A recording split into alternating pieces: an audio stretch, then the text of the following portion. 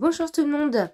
Alors, avant de partir, on part quand même dans une semaine maintenant. Ça va arriver très vite. On a préparé pas mal de choses au niveau du véhicule, mais il faut aussi préparer l'intendance, comment s'habiller, le stock de vêtements, les documents. Et donc j'avais envie de faire une petite vidéo. Je me suis un peu amusée aussi sur des montages pour voir un peu ce que ça pouvait donner si je peux réaliser des trucs sympas, même si je pense que j'aurai pas toujours le temps.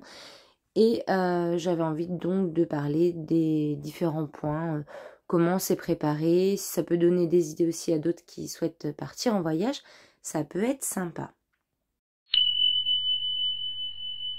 Alors le premier point, dès le début de notre idée de voyage, on a tout de suite fait les démarches. C'est tout ce qui est démarches administratives, s'il y a des pièces d'identité à faire, des cartes européennes de santé à commander, que j'ai commandé sur la CPM, qui arrive très vite d'ailleurs. Tout ce qui est démarches administratives, la banque, s'il y a du change à faire, comme on va passer par la Suède, on a fait des changes de couronne, les plafonds des cartes bancaires, des retraits à l'étranger, bon bref, étudier tout ce qui est l'aspect un petit peu paperasse. On emmènera les carnets de santé, on emmènera le livret de famille, voilà.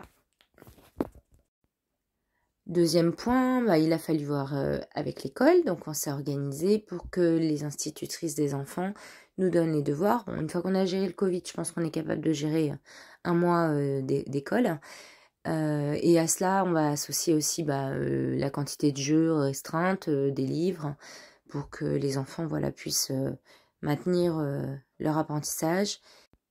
Voilà, tout ce qui est administratif, papier, on a fait le tour. Bon, après, je fais du vite fait bien fait, mais bien évidemment, il faut peaufiner les détails. Ensuite, tout ce qui est médical, pharmacie. Donc, on a vu le médecin, on a pris une petite cure de vitamine D liée au manque de soleil, ce que je fais habituellement à la rentrée de des classes chaque année. Et puis, on a blindé Doliprane, Smecta, tous les médicaments qui semblent importants. Pansements, compresses, désinfectants, biafine. Je pense que j'amène pour survivre pendant un an, mais c'est pas grave, vaut mieux plus que pas assez, c'est un petit peu le stress des mamans, ça.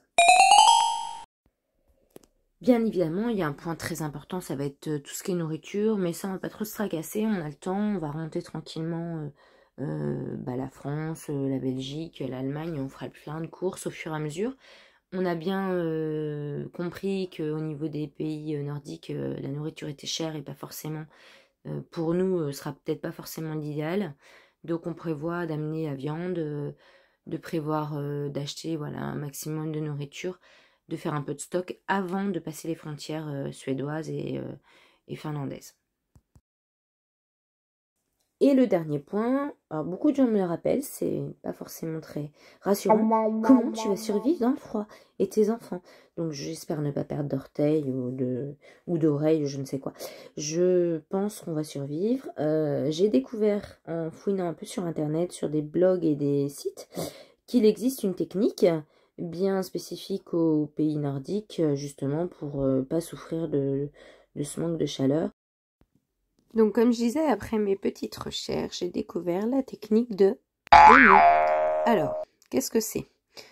Le mot paraît étonnant. Non, je vous rassure, on ne va pas se déguiser pour Halloween. Simplement, on va mettre plusieurs couches qui vont permettre de lutter contre le froid. C'est typiquement les pays nordiques qui adaptent ce genre de tenue. On a des vêtements techniques respirants en premier.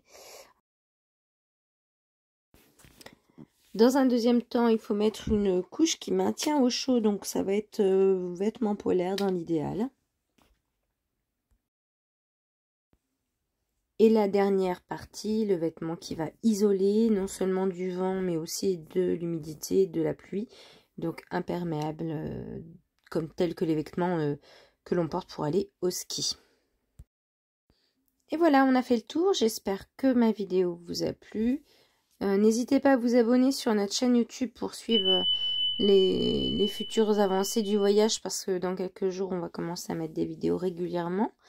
Et puis un petit pouce si ça vous a plu. À bientôt!